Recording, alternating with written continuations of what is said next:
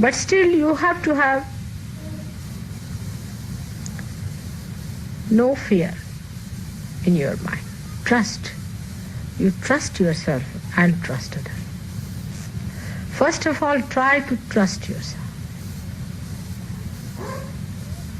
If you have made mistakes, you have to say, yes, I have made mistakes, all right. So what? Trust yourself that you can correct yourself also. Trusting doesn't mean blind ego trip. It does not mean that. Trust means that, yes, I can correct myself. I can improve. I can do better. Some people think that if you trust yourself, then you should never confess anything that you have done wrong. That you should never say that it was wrong and I can correct. This is a wrong idea. You have to trust yourself by saying that, yes, I have done mistakes. I have been doing wrong. I have been faltering, but I can correct. I have that strength within me. I can rise above all these things. I have that thing within me which I can use to my advantage.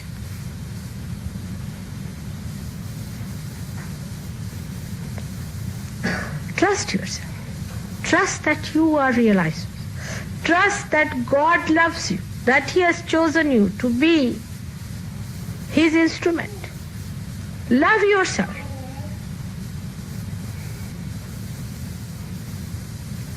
You are unique, no doubt.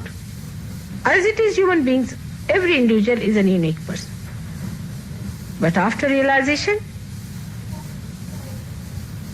you are definitely a unique person.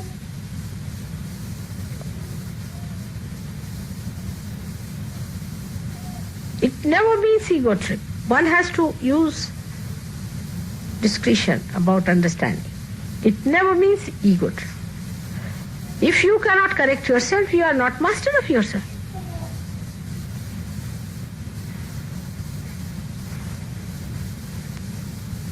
Yes, you are not perfect. You are unique, but you are not perfect. You have to perfect yourself. These words can be very confusing. When I say you are unique, immediately you think you are perfect. These are two words, unique and perfect. Somebody can be unique, but he can have imperfections. So you have to perfect yourself. And trust in yourself that you can perfect yourself through your Kundalini awakening, clearing your chakras. By understanding yourself, you can perfect yourself. You have to perfect. I have so many ways I tell you. Directly, sometimes indirectly, through friends, somehow point out that this is the problem with you. You should think that I am within you. I am that part within you which is discretion. When you do not understand your own discretion, I try to give you the direction. By this way or that way. But people feel hurt. People feel bad. Or some of them accept it. If you are seekers and if you are ascending, you are definitely unique. Well, especially blessed. And you have to pay special attention to yourself. You can't afford to play with yourself. So you have to discriminate between ego or ego trips as they call it and ascent. Ego trips bring you back with the worst hurting.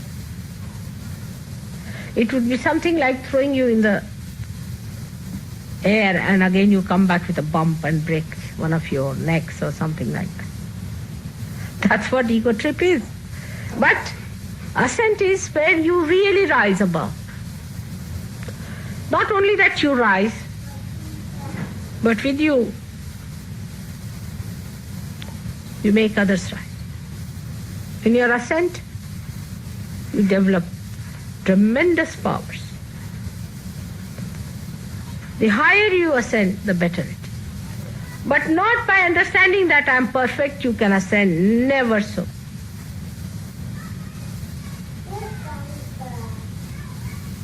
There's a story of a teacher and his student.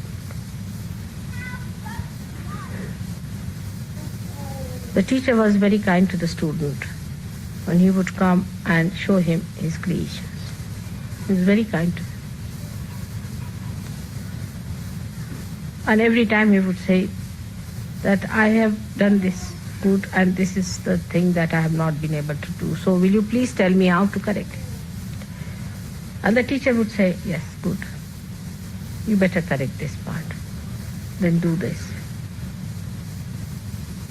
And one day, the student came and said, now, this is perfect.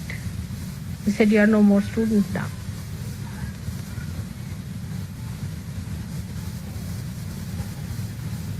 So he said, no more. You are not to come to me anymore. There was another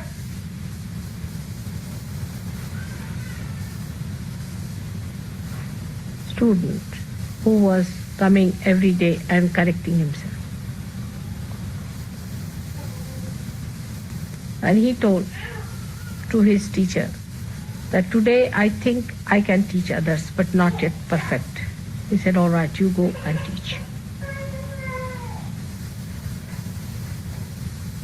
The third one was a student who came and he was always trying to see what was the mistake and how he has to correct, and how he worked very hard, very assiduous, very hard working. And he came to his teacher one day and he said, sir, I will not trouble you anymore now. He said, true, now you take my seat.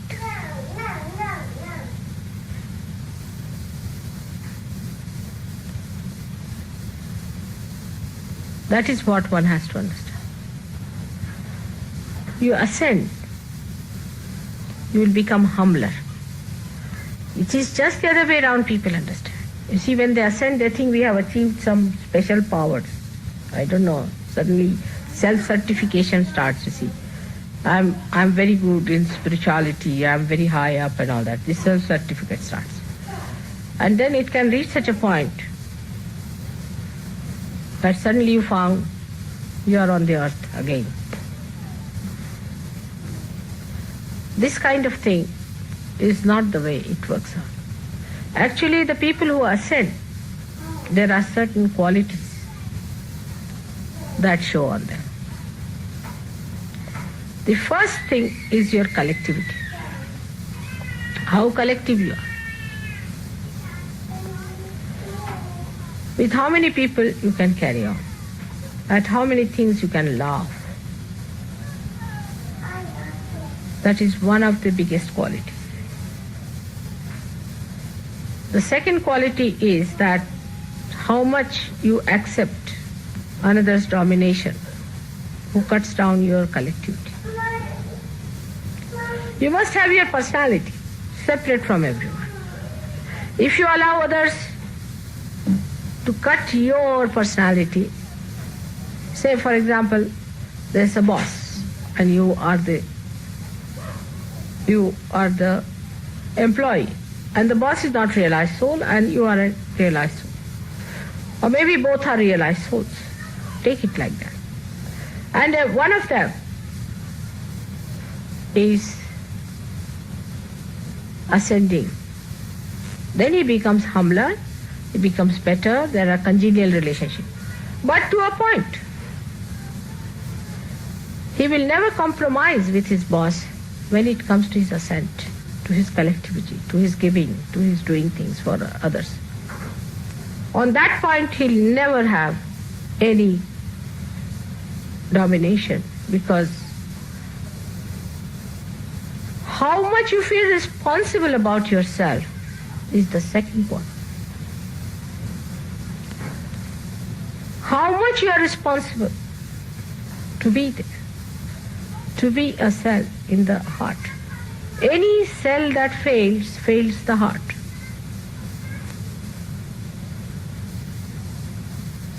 Every cell in the heart has to be extremely sensitive and extremely obedient to the self, to the spirit. It has to activate, work harder when there is need, there is emergency. And it enjoys the most.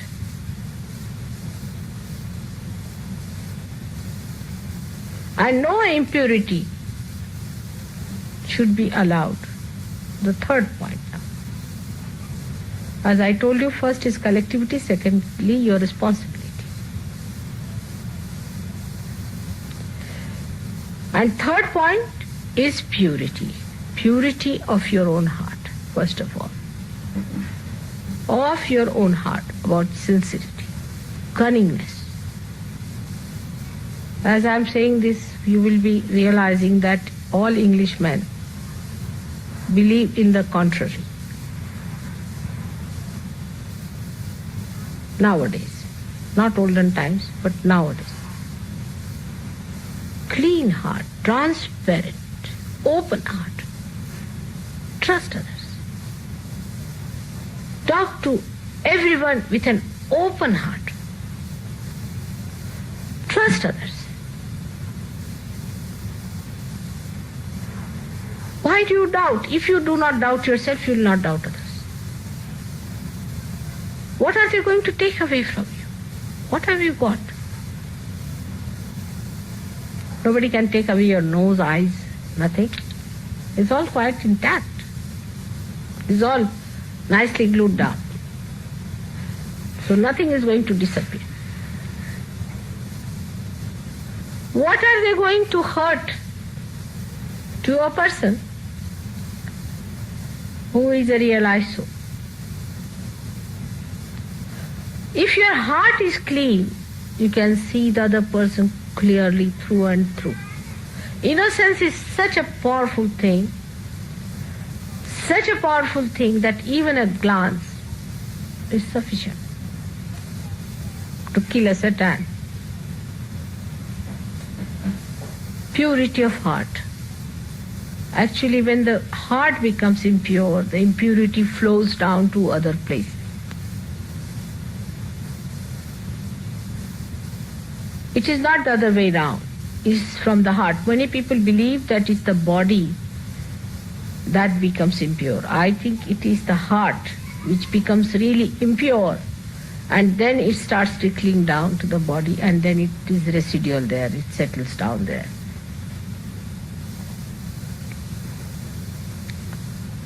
So have a clean, open heart like a child's heart. Open heart. What is there to be afraid of anyone? What is there not to trust anyone? What is there to be angry with anyone?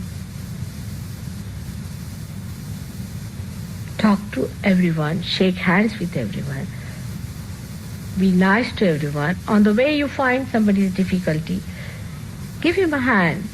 If somebody cannot sit properly or has a problem, you try to remove the problem. If the person cannot stand, give the place. Try to give from your clean heart. If your heart is not clean, it can never give.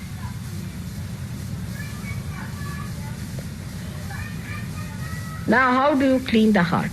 It's the subject which Felicity wanted me to discuss, is how to clean the heart. There's no broom available for that in the supermarket. There are no fairy liquids or anything to wash it down.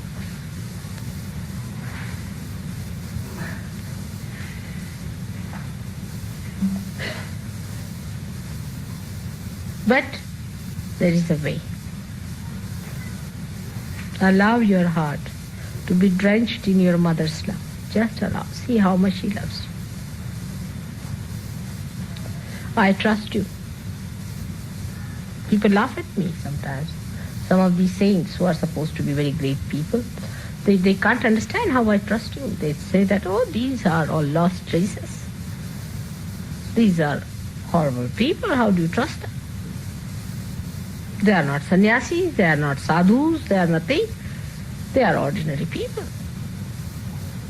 For them, your value is nothing. If you go to them, they will make you stand on your head for 3 months. For 3 years they may hang you on a well. I don't know what they will do to test you. But I trusted you the day I saw you. The day you came to me, I trusted you. And I've worked on you from the very first day, knowing what you are. But I trust your spirit, that it would shine. In the same way, trust. We laugh at others. I've seen Sahaj Yogis laugh at others, make fun of them when they come to. Trust them. When you will trust them, you will respect them also. So you have to believe in yourself and enjoy the way gently you are sweeping into the current of your mother's love. Just enjoy that. Like a flower that falls into the current and flows and enjoys all the beauties of that current. In the same way, you should enjoy.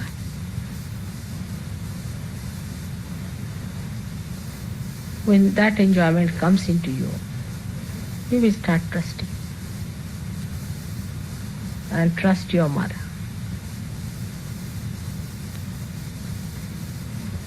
I try many things to correct you, but trust in one thing, that whatever I try for you or do anything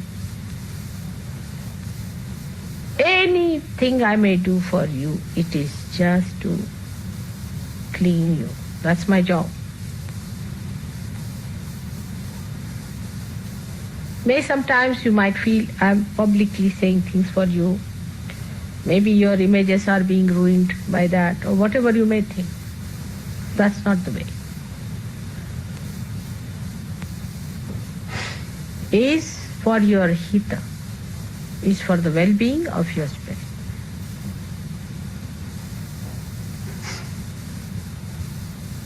And that is the most difficult job.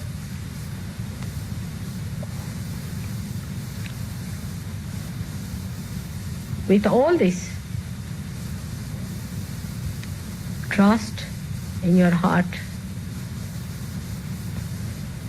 First trust yourself, trust others, others are yogis.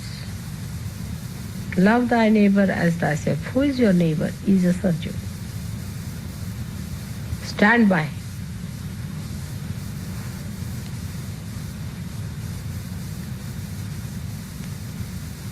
And trust your mother. As I have trusted you, you have to trust me. And it will work out. Open your heart to this trust.